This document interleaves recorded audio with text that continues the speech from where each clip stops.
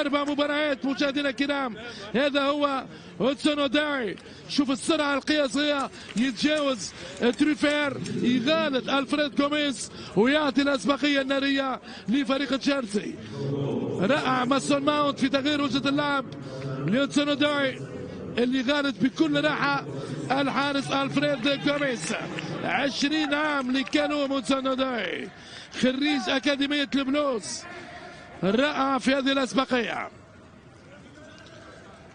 الحسرة لكامافينجا والبقية. تشيلسي يشعل النار في ملعب الروزن بارك. 20 مليون اورو للبلوز. كذلك شاباني نوندا في عام 2000 وراس جول. المطرقة كيراسي، المطرقة كيراسي جول. باب باب باب باب باب. شنو هذا؟ ما هذا يا كيراسي؟ ضربة راس على طريقة الملاكمة العالمية. هو كيراسي بالفعل يغالط ديفان بلوز، يغالط ادوارد ماندي ويعطي التعادل لفريق رين.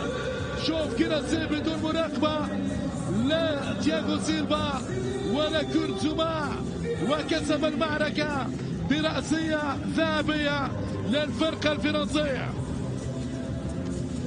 تتغير النتيجة مشاهدينا الكرام. بنفس الحكاية في كراسنودار الميدان. عودة الروح وبال أوليفيه جيرو.